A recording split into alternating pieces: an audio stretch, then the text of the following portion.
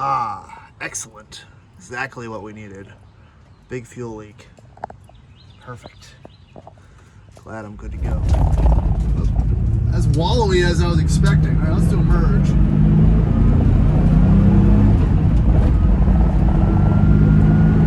That's 50.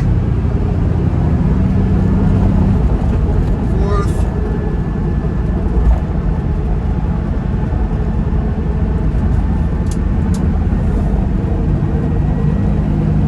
Running up to 70. Sounds good.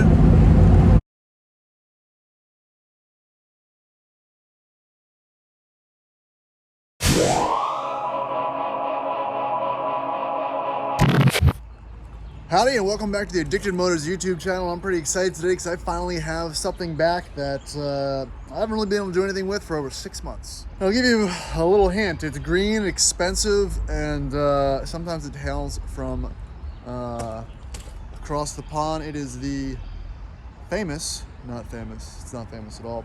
It is my manual D1, and it's back. It's here. Hello, welcome. There it is. This is what almost thousands of dollars of expense looks like. Looks the same. So if you're new to the channel, please hit that subscribe button, like, comment below. Tell me how much of I'm an idiot I am for sinking, all in all, I'm in over $10,000 into this Land Rover wonderful Disco 1. But let's not talk about the negatives, let's talk about the positives. Let's talk about the good things, right? We've got great Cooper Discoverer STT Pro tires, a brand new, and this is why it was down, it arrived to me with a completely zorched R380 manual transmission. We replaced it with another one that we suspected could have been good, and that one was also bad. So this is on transmission number 3, and it's here, and it's a brand new one. So that's really the whole gist of this video.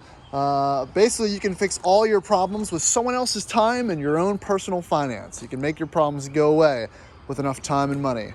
And at the end of the day, you can have a leaky old Land Rover that you're really excited about, which if this doesn't excite you, then you're on the wrong YouTube channel. But kids, I don't know if you can see it under there, but that is a brand spanking new transmission, the whole box. So I've got a newer transmission, or brand new transmission. I got a newer transfer case. We've tested all the swivel ball joints in the front. Those are good.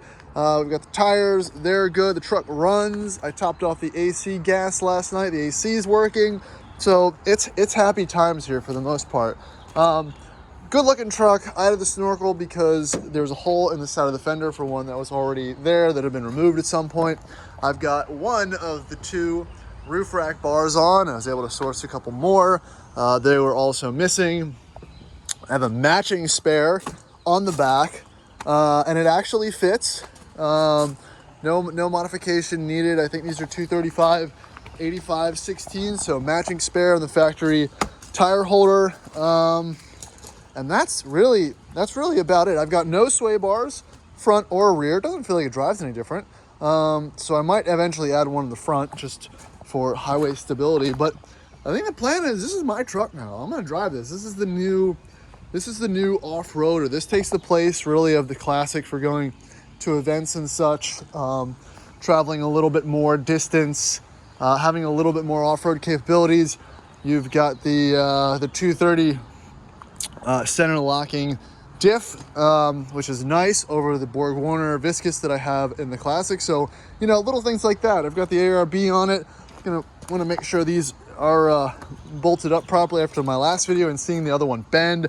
I'm probably going to toss a winch in there, wire the lights up, and that's it, guys. I mean, this is the ultimate normal guy's spec. I'm not going to do lockers or anything crazy. Maybe some sliders, and this is just kind of how they were for the past 30 years. This is not too much of a lift. This is the spec that I like. It's good looking. I think it's a handsome truck. It's utilitarian. I think it's going to be pretty reliable since it is a 3.9. Just have to replace a couple vacuum lines. I mean, this truck is not the prettiest thing, which is not my thing, but I think it's ready to go. So enough about how it actually looks and what the backstory is. I'm sure you really don't care all that much. Let's talk about how it drives. Let's take it for a spin. Let's take it on the highway. I gotta run some errands. We're gonna load it up with some stuff. I haven't really taken it. I drove it back from the shop last night, so this is really gonna be my first real driving impressions of it. This is actually my 4th manual disco, which is crazy because people think that they're rare and you can't find them, but there's actually 3 for sale currently on the East Coast within 200 miles of me right now. One of them is green. There's a few good deals out there, but I want to see how it does on the highway, drive it around. Again, it's my 4th one, but all the other ones weren't super roadworthy. Mike has one, the white one, and there's been 2 green ones, one Charleston green, another Tonga green. So, you know, this will be the first one that I actually get to drive and enjoy. So I'm pretty excited about that. So let's see how it does, how that brand new Ashcroft gearbox feels. And you know, it'll be nice because again, there's probably not many of these trucks with sorted transmissions in the U.S. that aren't just full of slop and bad bushing. So let's get on the road. All right, so let's kick this thing off and start out in the neighborhood here. It's very odd for me for one of these videos because this truck does not have an exhaust leak. It also has this thing that somebody invented called air conditioning, and both those things seem to be functioning. So it's a nice quiet environment in here, which is something I'm not used to, but it definitely kind of enhances the experience of wondering where all your money went. I can't find it. It just keeps going away. And for those of you that says I could have done the transmission swap myself, yeah, no, I don't really want to do that, honestly. Did I choose a more expensive route having someone else do it? Yeah, but you know, that's the way it is sometimes. Not everybody has the time to lay on their back in a driveway and potentially mess something up and then have it, then be towed to a shop with the full embarrassment of not being able to do things. But plenty of torque, nice and smooth. You can do takeoffs in second. Shifter feels great. It's very interesting to feel and kind of put yourself in the position of what this might have driven like when it was new, which is, I'm not reaching there, I don't think, saying that, because it is so smooth. So let's do a little first, second, third, no grinding, no noises, just a normal operating 5-speed transmission, which is wild. It's what you want.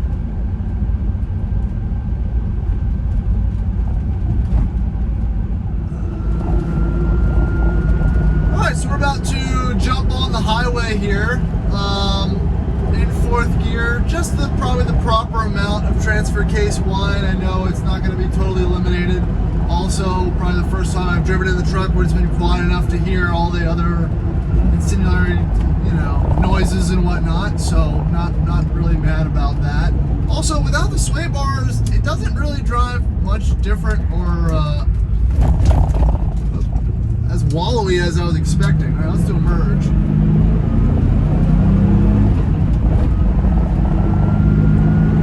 That's 50.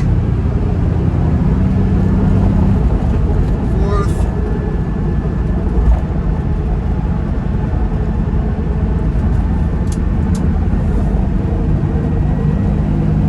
Running up to 70. Sounds good. About $3 grand. Going to 5th. Right at 70, about 2,300 RPMs at 70 miles an hour. Absolutely feels rock solid. No vibrations. The steering is dead on. With the upgraded Panhard rod and the new steering stabilizer this thing drives, it drives better than any disco that I've driven before, honestly.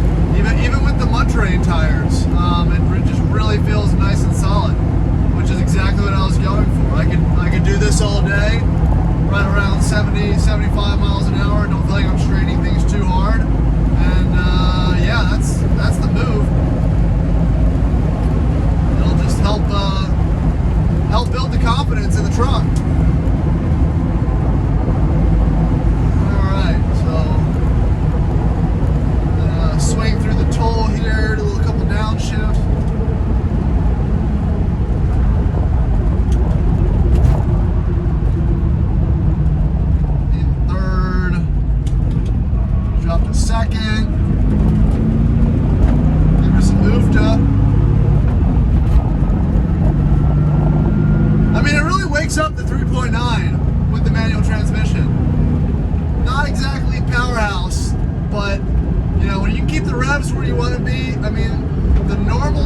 4-speed shifts super early. So letting this thing rev out on its own accord is it's pretty fun, honestly. It keeps me engaged. And the downshifts they're pretty quick, they're pretty smooth. This transmission feels amazing. It's just so weird to have the smoothest shifting, newest box in an old Land Rover. All right, so I just went and put some gas in it. Fuel gauge is very slow to read the level. I put 5 gallons in it yesterday, I put 7 in it today, and it was saying that it was full. The gauge is still at half a tank, so we'll see where that ends up. But some other things that I want to address on the truck are some issues.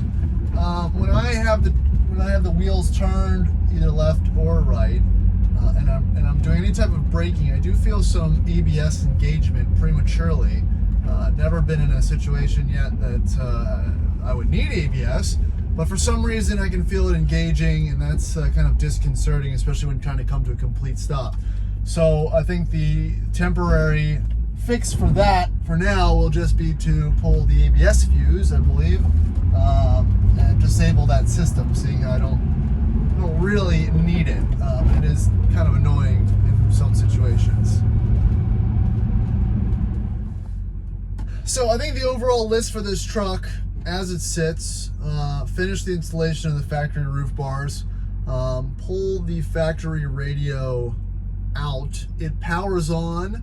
I believe it's asking for a code, but the screen is dead. So I'm either gonna have to fit an aftermarket radio, which I really won't be too excited about, or find another semi-expensive stock one that'll probably also fail. And I don't even know if the wiring components behind it will even work, or if these speakers even work. So that could be a lost cause. The second thing is the auto down, or the control brain for the rear windows. I've got the module sitting there in the glove compartment. So that needs to go in. That goes in. The old one comes out of the glove compartment, and this one will go in. So that'll give me operation of the rear windows. And I think the last thing on the list will probably be to refit the rear sway, or the front sway bar, to add a little bit more stability, or at least peace of mind, since I do plan to drive this car, not just off-road. This could be a great candidate for going back and forth to the cabin and whatnot, so I want to keep it as usable as possible. And that's really going to be it. It's really going to be road testing and kind of proving this truck, trying to build my confidence in it, because it's definitely one I'm going to keep for a long time. I have to, and I'm not mad about it.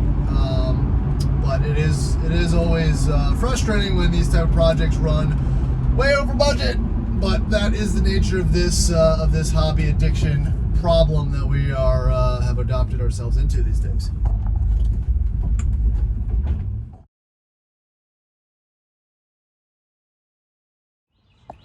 Ah, excellent.